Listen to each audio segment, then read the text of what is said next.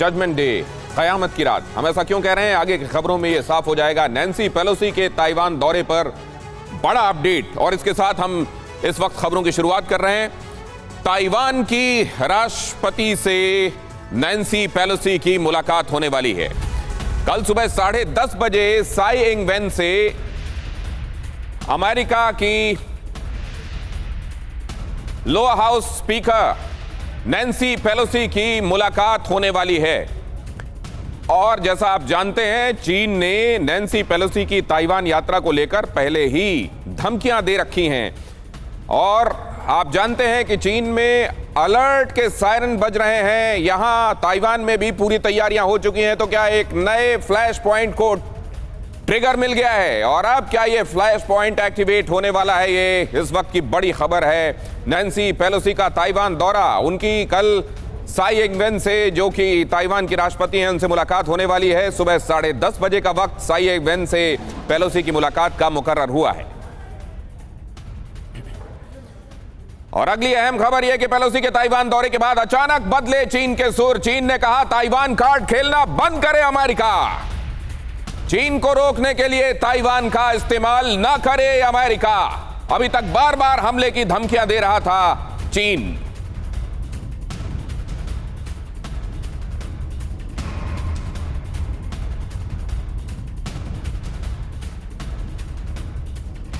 और अगली अहम खबर यह कि पेलोसी के दौरे के बीच ताइवान ने जताई है बड़े साइबर अटैक की आशंका। ताइवान ने चीन और रूस पर लगाया साइबर अटैक का आरोप। चीन और रूस से करीब हर मिनट 85 लाख अवैध लॉगिन की कोशिश हो रही है। चीन और रूस दोनों ही साइबर अटैक में शामिल कहा जा रहा है ताइवान की तरफ से, और यह कहा जा रहा है दोनों ही तरफ से अवैध लॉगिन की कोशिश की जा रही है, ताकि ताइवान के साइबर एस्टेब्लिशमेंट को नुकसान पहुंचाया जा सके। और साइबर अटैक की वजह से ही विदेश मंत्रालय की वेबसाइट क्रैश हो गई, ऐसा कहना है ताइवान का।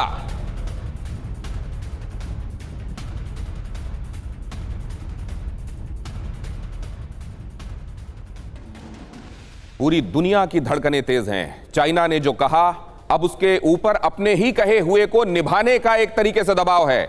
अमेरिका अपनी सुपर पावर वाली साख को बचाने के लिए अपनी राह पर आगे बढ़ चुका है। तो फिर क्या पूरी दुनिया के ऊपर एक और जंग थोपी जाने वाली है?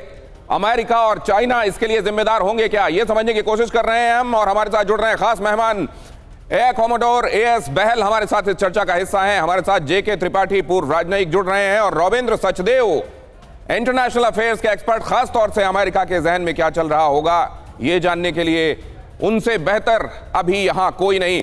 और हम इस चर्चा की शुरुआत रविंदर से ही करेंगे। रविंदर, ये जो कदम उठा लिया गया, हम लोग कल बात कर रहे थे, और हमारे पैनल में भी जो 4 लोग थे उनमें से सिर्फ एक इस बात पर रजामंद थे कि नैन्सी पेलोसी जाएंगी आखिरकार ताइवान। ज्यादातर लोग ये सोच रहे थे कि या तो ये ऑफिशियल विजिट नहीं करार दी जाएगी, या वो ताइवान जाने से गुरेज करेंगी। ताइवान उनका पहुंचना और अब साई इंग वेन के साथ मुलाकात, बात तो बहुत आगे बढ़ गई।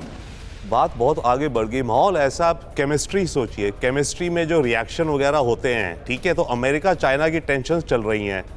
नैन्सी ने आके जैसे कैटलिस्ट डाल दो ना कभी किसी केमिस्ट्री के एक्सपेरिमेंट में, वो रिएक्शन तेज हो जाता है। तो नैन्सी की विजिट ने वो कर दिया है, दैट इज वन। सेकेंडली, इसमें कुछ अमेरिका की डोमेस्टिक पॉलिटिक्स भी आई थिंक हमारे दर्शकों को समझने में अच्छा रहेगा। या अमेरिका के अंदर हर देश में होता है, एग्जीक्यूटिव ब्रांच होती है, लेजिस्लेटर होता है, जुडिशरी होती है। अमेरिका में भी वही है। नैन्सी हाउस ऑफ रिप्रेजेंटेटिव्स की स्पीकर हैं, और बाइडन की ही पार्टी की हैं, और बाइडन की पार्टी मेजॉरिटी में लोअर हाउस में। परंतु बाइडन ने अभी तक नैन्सी से बात नहीं करी इस दौरे के बारे में, चाहे कि बाइडन ने एक मिस्टेक कर दी एक स्टेटमेंट से, आई थिंक उससे भी मामला ज़्यादा गर्मा गया, जब उन्होंने रिपोर्टर्स के क्वेश्चन में कहा कि हमारी मिलिट्री समझती है कि अच्छा आइडिया नहीं है इनको जाने का, बट उन्होंने नैन्सी को कुछ नहीं बोला। तो अब नैन्सी पेलोसी जो जाकर के, एक तरह से इनका तो ये फेयरवेल टूर है, ये इन्होंने विजिट काफ़ी पहले से बना रखी थी एशिया में जाके, क्योंकि नवंबर 22 में जो इलेक्शंस होंगी शायद उसमें डेमोक्रेट्स हारेंगे और नैन्सी पेलोसी स्पीकर नहीं रहेंगी। तो इतने लंबे अपने करियर के बाद वो एक फेयरवेल टूर टाइप करना चाह रही थी। अब टाइमिंग ऐसी हो गई है, और बाइडन ने वहाँ जो कह दिया कि हमारी मिलिट्री समझती है it's not a good idea, तो अब पूरा मामला दोनों की इज्जत पे अड़ी, वही बात है, दोनों अड़े हैं।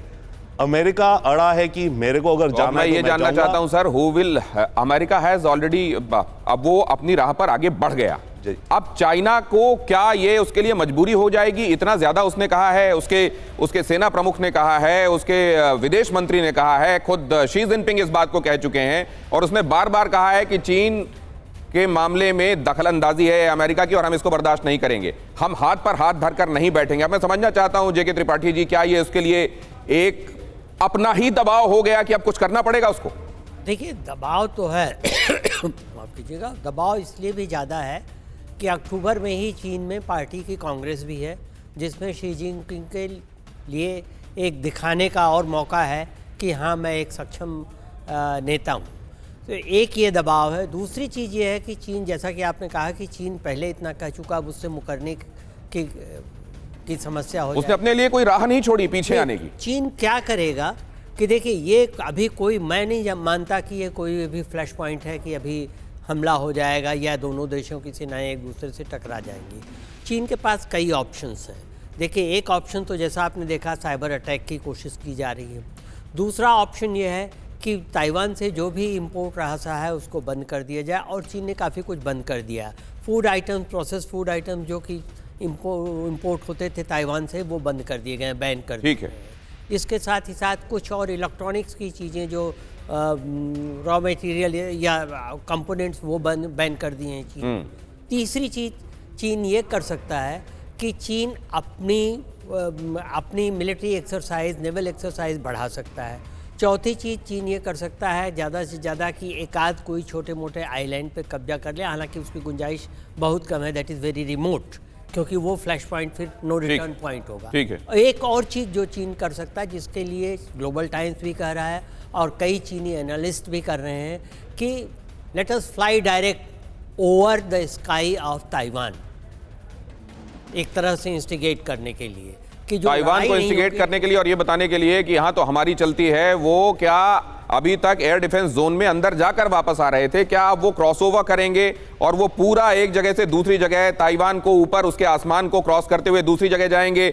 एक्सपोर्ट इंपोर्ट को लेकर कोई फैसला होगा? साइबर अटैक होगा? क्या ये इस तरीके के कदम उठाएंगे, या वाकई वॉर की तरफ भी मामला जा सकता है? यस बहल साहब के पास मैं जाऊंगा, क्योंकि दो बातें, एक तो वो सिग्नल जिसमें ये कहा गया था फिर ना कहना कि चेतावनी नहीं दी, और जिस तरीके से लाइव फायर ड्रिल्स चल रही हैं, क्या ये मामला वाकई यहीं तक सिमटेगा या आगे बढ़ सकता है?